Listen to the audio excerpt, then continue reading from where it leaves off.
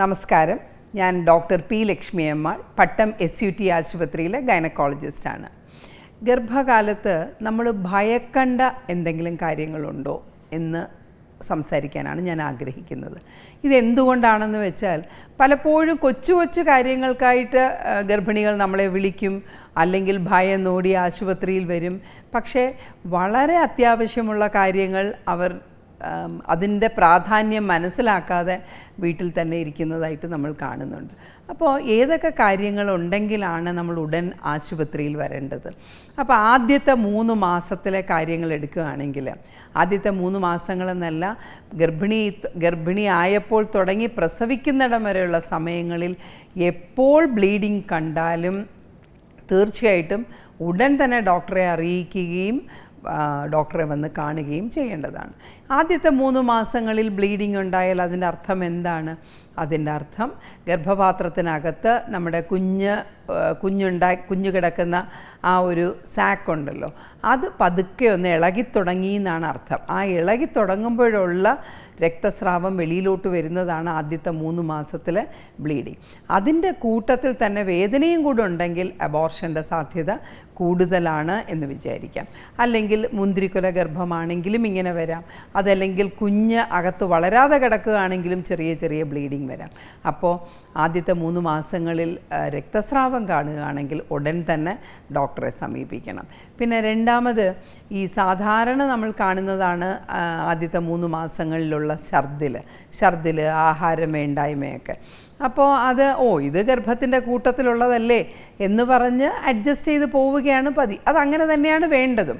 പക്ഷേ നമുക്ക് ആഹാരം ഒന്നും തന്നെ അകത്ത് പോകുന്നില്ല, രാവിലെ തൊട്ട് വൈകുന്നേരം വരെ ഛർദിലാണ്, നമ്മൾ എന്ത് കഴിച്ചാലും അത് ഛർദ്ദിച്ചു പോകുന്നു എന്നുണ്ടെങ്കിൽ തീർച്ചയായിട്ടും ഡോക്ടറെ വന്ന് കാണണം.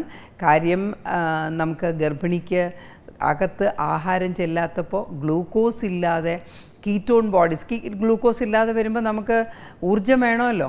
അപ്പം നമ്മുടെ കൊഴുപ്പിനെ അത് മെറ്റബിളൈസ് ചെയ്യുമ്പോഴത്തേക്കും നമ്മുടെ അമ്മയ്ക്കും കുഞ്ഞിനും നല്ലതല്ലാത്ത കീറ്റോൺ ബോഡീസ് ശരീരത്തിലും രക്തത്തിലും മൂത്രത്തിലും ഉണ്ടാവും. അപ്പോൾ അങ്ങനെ ഒരു സ്ഥിതി വരുന്നതിന് മുമ്പ് തന്നെ ആശുപത്രിയിൽ വന്ന് ഡ്രിപ്പ് ഇടുകയും മറ്റും ചെയ്യേണ്ടതാണ്. പിന്നെ അടുത്തത്, നമ്മൾ രണ്ടാം പകുതിയിലോട്ട് കടന്നു കഴിഞ്ഞാൽ, 5-ാം മാസം തുടങ്ങി കവർന്നു കഴിഞ്ഞാൽ നമ്മൾ ശ്രദ്ധിക്കേണ്ട കാര്യങ്ങൾ എന്താണ്? 5-ാം മാസം തുടങ്ങി നമ്മൾ അനക്കം നന്നായിട്ട് ശ്രദ്ധിക്കണം. 24-26 ആഴ്ച കഴിഞ്ഞു കഴിഞ്ഞാൽ അനക്കത്തിന് എന്തെങ്കിലും കുറവുണ്ടെങ്കിൽ എളുപ്പം ആശുപത്രിയിൽ വന്നാൽ 26 ആഴ്ച മുതൽ തന്നെ കുഞ്ഞിനെ രക്ഷപ്പെടുത്തി എടുക്കാനുള്ള സംവിധാനം വലിയ ആശുപത്രികളിലൊക്കെ തന്നെയുണ്ട്. അപ്പോൾ അങ്ങനെ എന്തെങ്കിലും ഉണ്ടെങ്കിൽ അനക്കം നല്ലപോലെ ശ്രദ്ധിക്കണം. 7-ാം മാസം കഴിഞ്ഞാൽ ഗർഭിണികൾ എല്ലാവരും തന്നെ അനക്കം നോക്കണം. ആ കുഞ്ഞിൻ്റെ അനക്കം നമ്മുടെ കൈകളിൽ അറിയുന്നുണ്ടോ? കുഞ്ഞ് ചവിട്ടുന്നതൊക്കെ ഒരു മുഴച്ച് വരുന്നതായിട്ട് എല്ലാ അമ്മമാരും ഫീൽ ചെയ്യുന്നുണ്ട്. അപ്പോൾ രാവിലെയും ഉച്ചയ്ക്കും വൈകുന്നേരവും ആഹാരം കഴിച്ചു കഴിഞ്ഞാൽ ഉടനെ ഒന്നുകിൽ ഇടതുവശം ചരിഞ്ഞ് കിടക്കാനുള്ള സൗകര്യമുണ്ടെങ്കിൽ അങ്ങനെ ഇടതുവശം ചരിഞ്ഞ് കിടന്ന്, അല്ലെങ്കിൽ ആഹാരം കഴിച്ച് ഒരു 5-10 മിനിറ്റ് ഒന്ന് വയറ്റിൽ കൈവച്ച് നോക്കണം അനക്കമുണ്ടോ എന്നുള്ളത്. അനക്കം കുറവാണെന്ന് തോന്നിക്കഴിഞ്ഞാൽ ഉടൻ ഡോക്ടറെ കാണണം. അനക്കം കുറവായാൽ ഉടനെ കുഞ്ഞ് മരിച്ചു കിടക്കുന്നു എന്നല്ല അർത്ഥം. നമുക്ക് പനി വരുമ്പോൾ നമ്മൾ വലിയവർ ഒരിടത്ത് അടങ്ങിയിരിക്കുകയും കിടക്കുകയും ചെയ്യുന്ന പോലെ തന്നെ കുഞ്ഞിന് എന്തെങ്കിലും അസ്വസ്ഥത വന്നാൽ അതിൻ്റെ അനക്കമാണ് ആദ്യം കുറയുന്നത്. അപ്പോൾ തീർച്ചയായിട്ടും ആ സമയത്ത് ഡോക്ടറെ വന്ന് കണ്ട് അങ്ങനെ ഉണ്ടെങ്കിൽ എന്താണ് കാര്യം എന്ന് നോക്കേണ്ടത് വളരെ അത്യാവശ്യമാണ്.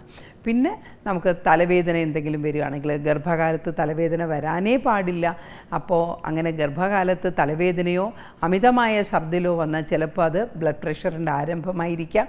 അങ്ങനെയുണ്ടെങ്കിൽ തീർച്ചയായിട്ടും അതും ഡോക്ടറെ വന്ന് കാണേണ്ടതാണ്. നന്ദി, നമസ്കാരം.